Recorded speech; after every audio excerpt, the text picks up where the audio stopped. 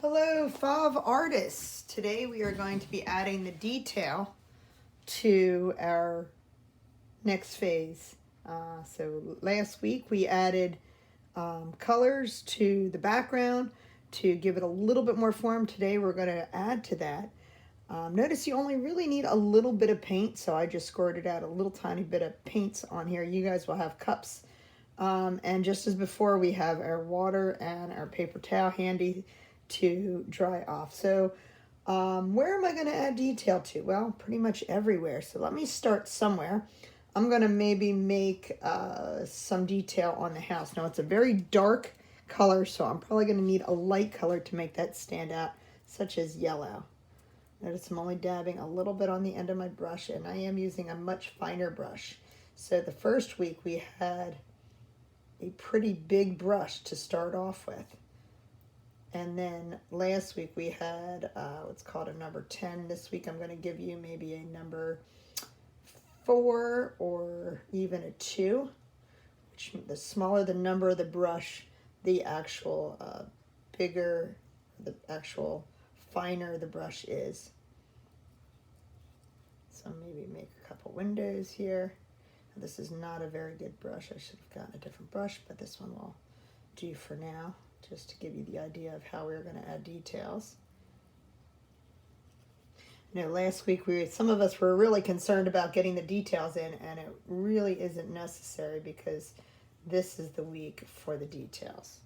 So I just made kind of house, just a little bit of detail in that house.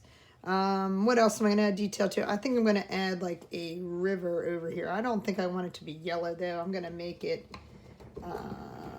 could make it blue because the background is already purple, but I'm not going to do that because that's the normal color. How about green? Green might be interesting. So I'm just going to dab a little green on. And I want to show you something kind of interesting. So if I'm going to actually make a river, I'm going to kind of make it go from side to side, and it's going to be the thinnest in the back, and it's going to eventually get bigger. This is the way you show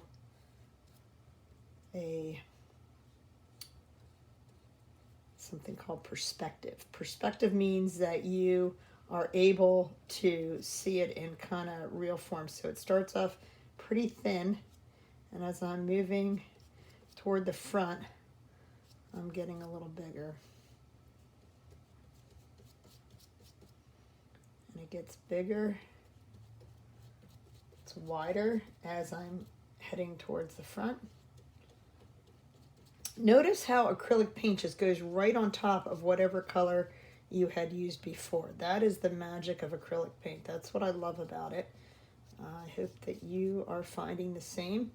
You can also blend with it. So for example, if I didn't want it to be just a solid green, if I were to take a little bit of yellow, I'm going to definitely make sure I pick my colors carefully. If I picked red on top, it's going to be brown. I'm not really sure about having, but if I might want it to be like, give it a little detail, or perhaps make it look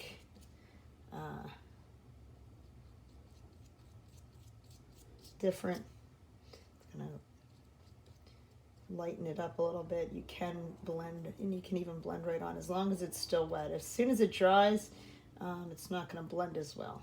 So if blending is what you're after, do it while it's wet. If not, you're going to need to wait till it dries a bit. Okay. So now I'm getting into a bigger area here. And I'm actually going to grab a different brush. Hard time getting in all this detail. So like I said, I'm going to give you 2 brushes, maybe one that's a little bit thicker and maybe one that's a little bit thinner. Yeah, that's better.